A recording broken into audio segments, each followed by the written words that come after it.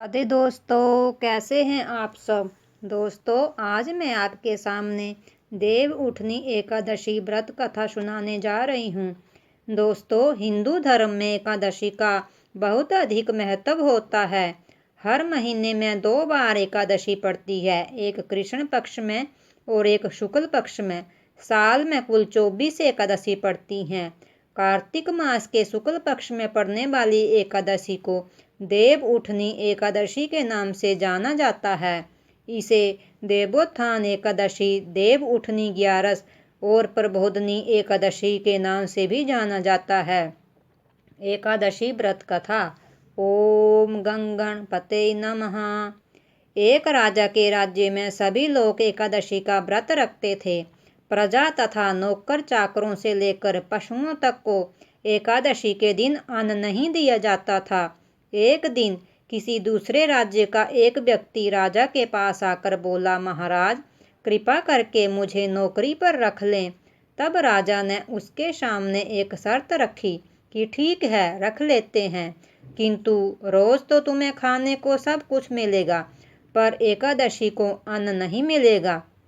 उस व्यक्ति ने उस समय हाँ कर ली, पर एकादशी के दिन जब उसे फलाहार का सामान दिया गया तो वह राजा के सामने जाकर गिड़गिड़ाने लगा, महाराज, इससे मेरा पेट नहीं भरेगा, मैं तो भूखा ही मर जाऊंगा, मुझे अन्न दे दो।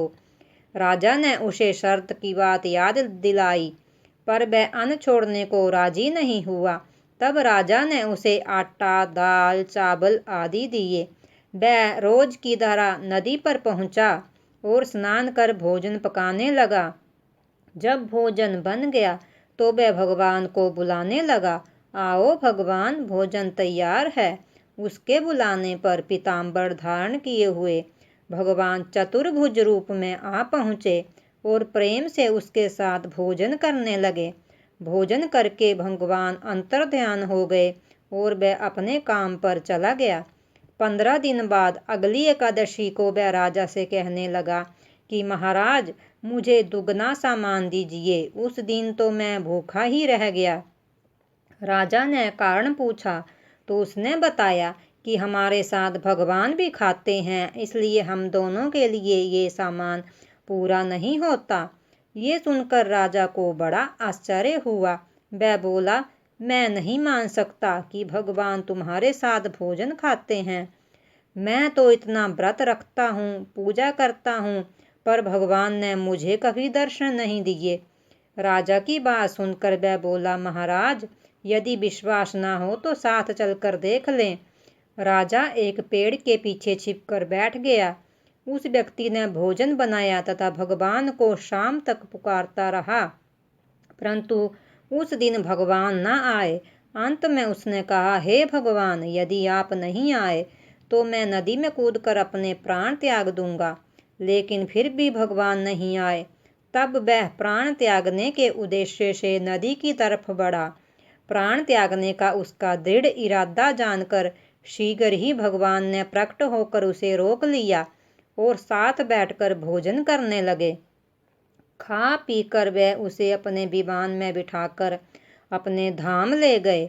ये देख राजा ने सोचा कि व्रत उपवास से तब तक कोई फायदा नहीं होता जब तक मन शुद्ध ना हो। इससे राजा को ज्ञान मिला। वह भी मन से व्रत उपवास करने लगा और अंत में स्वर्ग को प्राप्त हुआ। दोस्तों, इस प्रकार हम सबको देव उठनी एकादशी का व्रत अवश्य करना चाहिए और इसकी कथा भी सुननी तथा पढ़नी चाहिए। जो कथा को पढ़ता है उसका भी भला होता है और जो कथा को सुनाता है उसका भी भला होता है। जय श्री राधे राधे।